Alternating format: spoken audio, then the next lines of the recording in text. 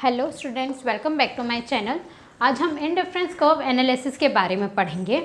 Indifference curve analysis के बारे में पढ़ने से पहले हम देख लेते हैं कि इसकी डेफिनेशन जो है किन किन लोगों ने दी है। This approach of consumer behaviour is based on consumer preference. देखिए, पहली लाइन से हमें समझ में आता है कि ये जो इंडिफरेंस कर्व एनालिसिस है वो कंज्यूमर्स बिहेवियर और उनके प्रेफरेंस के बारे में दिया गया है। इस डेफिनेशन जो है, देखिए हम एक सिंपल सी चीज़ ले लेते हैं कि यूटिलिटी कर्व जो है वो और इंडिफरेंस कर्व एनालिसिस, ये जो है वो एक साइकोलॉजिकल कंडीशंस है जो कि कंज्यूमर्स प्रेफरेंस और उनके बिहेवियर के ऊपर डिपेंड करता है। उनके टेस्ट के अकॉर्डिंग, उनकी पसंद नापसंद के हिसाब से ये एक एनालिसिस दिया गया है। और ये दोनों ही एनालिसिस कभी भी नंबर्स में काउंट नहीं किए जाते हैं। इन दोनों एनालिसिस को हम कभी नंबर में काउंट नहीं करेंगे। The propounder of this approach is Allen and Hicks. Allen और हिक्स जो है इस अप्रोच के प्रोफाउंडर कहलाए और कार्डिनल अप्रोच जो है वो प्रोफेसर मार्शल ने दिया। देखिए, cardinal approach given by professor Marshall has been criticised by Allen and Hicks. इस जो प्रोफेसर मार्शल थे वो इस डेफिनेशन के जो थे इन्वेंटर थे, लेकिन उनकी डेफिनेशन में कुछ खामियां थी जिसकी वजह से उनकी डेफिनेशन जो है वो रिजेक्ट की गई। और बाद में एलन और हिक्स ने अपनी खुद की एक डेफिनेशन दी और उन्होंने जो भी मार्शल के गलतियां थी उन्हें सुधारी और अपनी एक डेफिनेशन दी। ये दोनों पॉइंट इम्पॉर्टेंट है और मोस्टली एग्जाम्स में चूज़ अ करेक्ट आंसर या ऑप्शन में पूछे जाते हैं। An indifference curve is the curve which represents all those combination of two commodities which give some level of satisfaction. Allen और हिक्स ने ये डेफिनेशन दी कि ऐसी कंडीशन जब आपको एक लेवल ऑफ सेटिस्फेक्शन, आपका सेटिस्फेक्शन लेवल बढ़ता है, उसे कहते हैं इंडिफरेंस कर्व एनालिसिस। दो कमोडिटीज़ से हम यहाँ एक एग्जांपल लेते हैं, ए और बी। आपके पास दो कमोडिटी है। इन दोनों कमोडिटी के जो जब कॉम्बिनेशन होंगे तो ये कर्व बनेंगे IC1, IC2, IC3, IC4। इस एनालिसिस से ही कहलाएगा इंडिफरेंस कर्व एनालिसिस।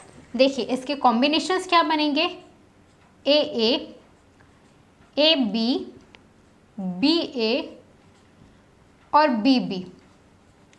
ये क्या कहलाए, IC1, IC2, IC3 and IC4। ये जो कॉम्बिनेशंस है इसको मैंने ग्राफ में शो किया है।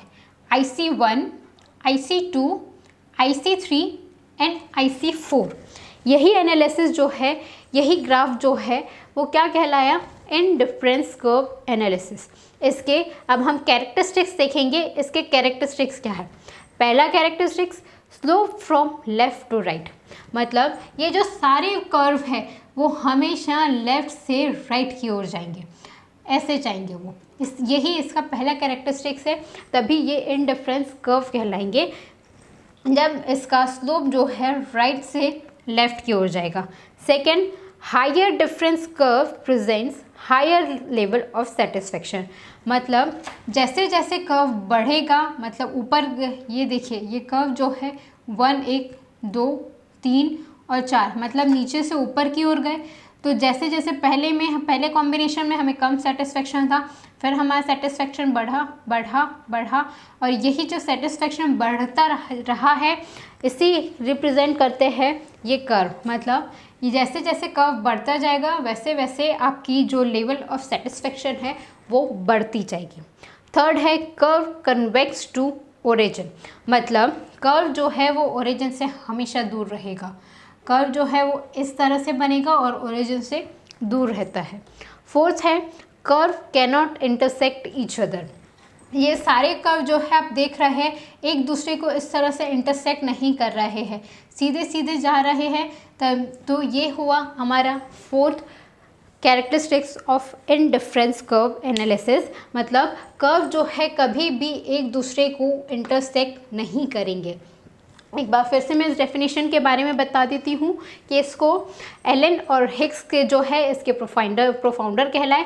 कार्डिनल अप्रोच जो है जब मार्शल ने दी थी, लेकिन कुछ खामियों की वजह से उनकी डेफिनेशन रिजेक्ट की गई और उन्हें एलन और हिग्स ने क्रिटिसाइज़ किया और उसे सही करके फिर से एक नई डेफिनेशन लाई, इसीलिए एलन और हिग्स जो है वो इनके प्रोफाउंडर कहलाए।